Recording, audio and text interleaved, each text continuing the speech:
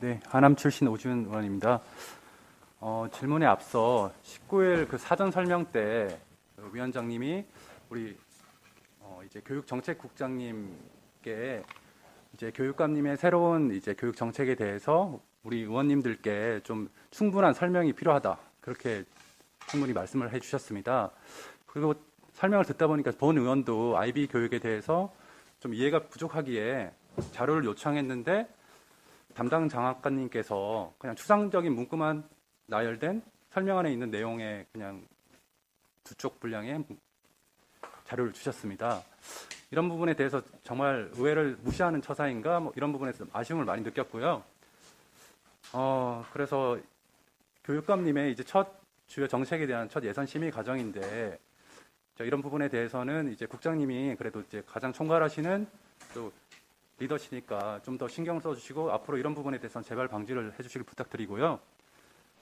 그래서 좀 제가 스스로 셀프로 뭐 공부도 하고 자료도 찾아보고 했는데요. 그러다 보니까 더 궁금한 게 많았습니다. 그렇지만 혹시 오전에 많은 의원님들께서 또 질문을 해주셨기에 그런 반복되는 부분은 빼고 혹시 정쟁의 뭐 여지가 있을까봐 이 전문위원실 검토 보고서에 나와 있는 4가지 검토 사항이 있더라고요. 이 부분에 대해서 좀 자료 요청을 드리고자 합니다.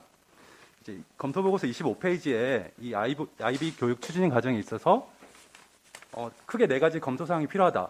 이제 대대적 변화에 따른 교육 현장 혼란을 최소화하기 위해서는 첫 번째로 교육 공동체의 합의, 두 번째 IB 프로그램의 철학과 평가 체제에 대한 좀 더 명확한 분석, 그리고 세 번째 타시도 도입 사례에 대한 철저한 연구 논의를 통해 도입 과정에서 생길 수 있는 문제점, 네 번째 IB에서 필요한 교사의 역량과 역할에 대한 정확한 확인이 필요하다, 이렇게 검토 보고서에 되어 있습니다.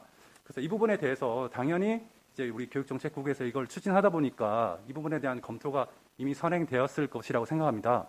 그래서 이 부분에 대한 검토 자료를 가급적 내일 오늘 준비되셨으면 오늘까지 보내주시면 좋을 것 같고요.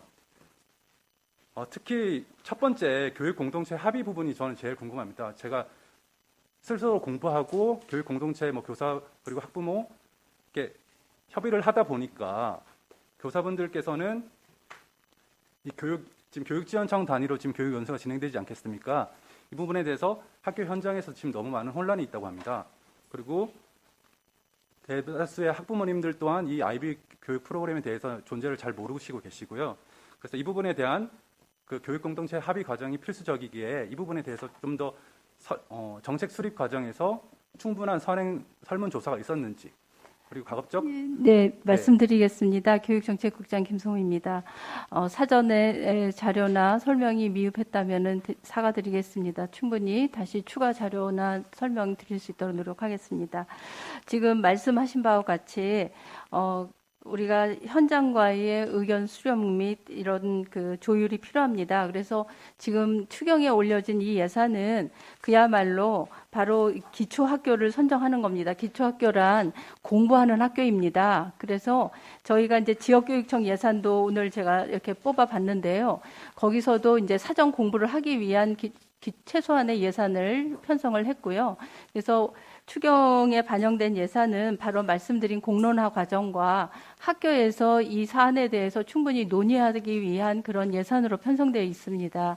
그래서 올해 이러한 충분한 논의와 또 공론화 과정을 거쳐서 정책 방향을 우리가 분명하게 또 세부 계획이 수립하면서 의원님들의 의견과 또 의원님들의 어떤 그런 그 자문을 받아가면서 저희가 계획을 구체화할 그런 계획을 갖고 있습니다. 네, 국장님, 아까 조성환 의원님께서 이제 세부 교육청 별로 이제 잡혀진 미래 교육, 특히 IB 교육에 대한 예산도 이제 좀 자료를 요청해 주셨는데요. 그 부분과 함께 아까 제가 부탁드린 4가지 자료도 오늘 중에 꼭 자료를 제출해 주시면 현재까지 논의된 사안에 대해서는 정리를 해서 보고 드리도록 하겠습니다. 그리고 좀 더 구체적으로 학교에 어떻게 실천될 건가 하는 것은 이미 이제 실천되고 있는 다른 시도의 사례들을 좀 분석을 하고 또 우리 현장에서도 우리 학교들의 이제 기초학교 200교를 선정해서 같이 공론화 과정과 또 학교의 교육 과정과 접목해서 공부하는 그런 과정을 겪을 거고요. 실제로 이제 고등학교만 이 인증 과정까지 가는 국장님, 루트가 이제 필요합니다. 그 질문 내용은 시간이 짧아서 아까 앞서 여러 의원님들께서 여러 가지 우려 사항에 대해서 이제 좀 우려를 표명하지 않았겠습니까? 그런 부분을 제가 자료를 보고 한번 제가 검토를 하도록 하겠습니다. 제가 예. 추가 질문 드리도록 하겠습니다. 이제 네. 이왕 저희 추경 예산 심의 중이니까 예산 부분만 이제 초점을 맞춰 보겠습니다. 그래서 지금은 이번 추경 예산안에는 이제 기초학교 예산과 이제 연수교육 예산 일부만 좀 편중되어 있는 것 같습니다. 근데 전체 운영 계획을 보면 이제 이번 추경을 통해서 200여 개 관심 학교를 시작으로 매년 이렇게 확장을 통해서 인증학교 확대 계획이 있는 것 같습니다. 근데 제가 개인적으로 이렇게 검색을 하다 보니까 이 개별 학교별로 이렇게 아이비 인증을 하고 그렇게 되면 비용이 엄청나게 또 많이 들더라고요. 그래서 그러다 보니까 재정이 좀 튼튼한 뭐 특목고라든지 자사고 위주로 그러니까 소수 특권층 학생들한테 이렇게 아이비 교육이 좀 제공되었던 것 같습니다. 그래 이런 우려 때문에 앞서 여러 의원님들께서 문제점을 좀 제시했던 거고요. 그래서 좀 제가 든 궁금증이 지금 올해부터 이렇게 200개 학교가 시작되고 차츰 확대될 텐데 그럼 예산 규모가 전체적으로 연도별 이렇게 비용 추계가 어느 정도 예상을 하시고 계획을 하신 건지 그 부분에 대해서 좀 간략히 설명해 주시겠습니까?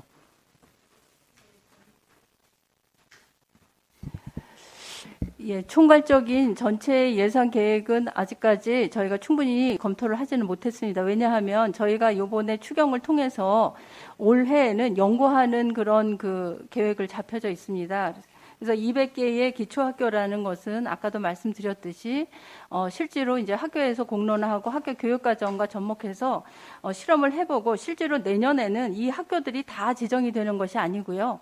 그 학교들 중에 실제로 실현이 가능한 학교들을 저희가 관심학교로 선정해서 다시 그 다음 단계의 후보학교, 인증학교로 갑니다. 그리고 인증 과정까지 가는 대상은 고등학교에서만 해당이 되고요. 모든 학교가 다 인증을 받을 거라고 생각하지 않고 그 과정에서 저희가 국제 인증하고는 별도로 KB 어떻게 말하면 경기도형 바칼로레아를 연구해서 그것으로 일반화할 계획을 갖고 있습니다. 그래서 방향성에 대해서는 지금 나와 있습니다만은 그것을 구체화하는 예산은 올해 실험 연구를 통해서 네, 구체화할 알겠습니다. 예정입니다. 국장님, 제가 질문 시간이 좀 짧아가지고요.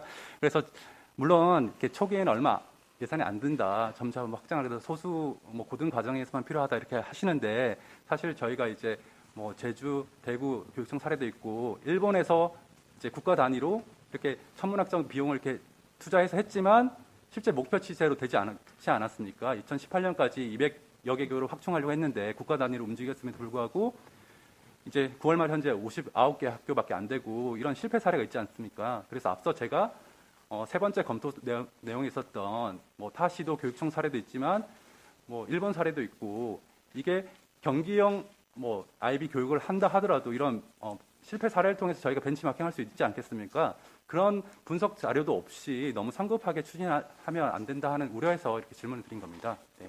그 분석 자료는 있습니다. 저희가 검토한 자료를 제출하도록 하겠습니다. 시간 그리고 앞서 또 여러 의원님들이 이제 입시 제도와의 선결 부분 이런 부분에 대한 우려도 표명하셨는데요.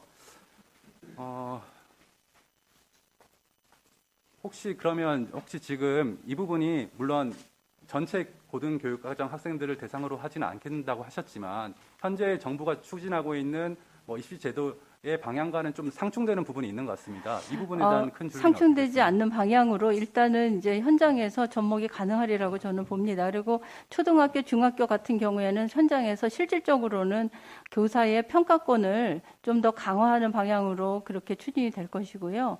고등학교 같은 경우가 이제 국제 인증을 받는 단계까지 원한다면 학교에 따라서는 인증으로 갈 수 있겠습니다. 그래서 이런 것들이 단계적으로 추진되는 과정이 장기간 소요가 됩니다. 한 4년 이상 소요가 되기 때문에 저희가 단시간에 급하게 인증을 목적으로만 추진하는 것이 아니라 결국은 교육의 질을 향상시키고 교육을 선진화시키기 위한 방법으로 이 제도를 도입한 것이기 때문에 우려하시는 점을 저희가 긴밀히 살펴서 올해 좀 더 심도 있는 연구를 통해서 보다 구체화된 그런 방향으로 본 예산은 저희가 신청하도록 그렇게 하겠습니다. 네. 일단 지금 제가 이렇게 질문 답변 듣는 것보다 저는 명확한 데이터가 좀 필요한 것 같습니다. 특히 그 아까 소통 부분에서 물론 백서에서 이제 정책 추진 과정에서 이제 IB를 도입했던 일부 학교 위원이 포함되어 있는 분과가 있었던 걸로 알겠습니다.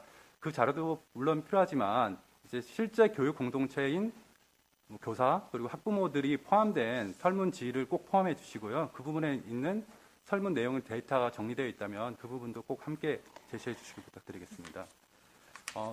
그리고 이제 교육과정국장님께 질문을 드리겠습니다. 네, 교육과정국장 전성화입니다.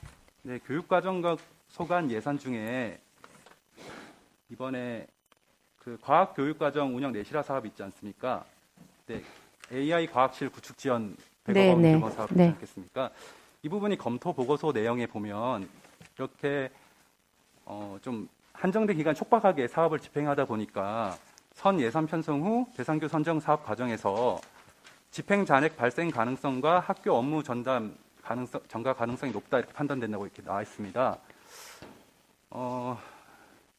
일단 이 부분은 이런 검토도 제가 우려가 되긴 하지만 지역별로 수요에 대한 이 선 파악이 되어 있는지도 궁금합니다. 사실 물론 이렇게 특별 교실이 여유가 있어가지고 이렇게 AI 교실을 전환할 수 있는 곳도 있지만 대부분 신도시를 중심으로 경기도 이 교육 환경이 과민학급 등 이제 특별 교실이 일반 교실로 전환되어서 이런 여유가 전혀 없는 학교들도 많이 있거든요. 이런 부분에 대한 충분한 검토와 고민이 있었는지도 좀 답변을 듣고 싶습니다. 네, 존경하는 오지훈 의원님 질문에 답변을 드리겠습니다.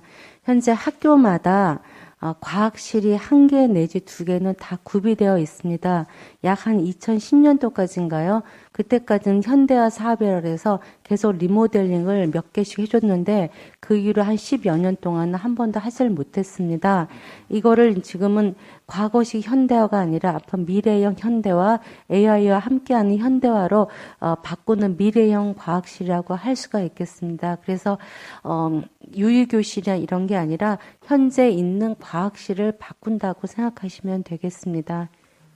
네, 알겠습니다. 그러면 이 검토보고 내용에 있는 이 부분이 진짜 집행 잔액 발생 가능성과 이 학교 업무 부담이 경감될 수 있도록 이 부분에 좀 더 신경을 써주시기를 다시 한번 더 부탁드립니다. 이걸 위해서 저희가 사전에 담당자 연수라든지 또는 그 물품, 뭐 기자재 이런 거에 대한 자료들을 충분히 제공하고자 합니다. 네. 네, 알겠습니다. 네, 이상 질의 마치겠습니다. 네.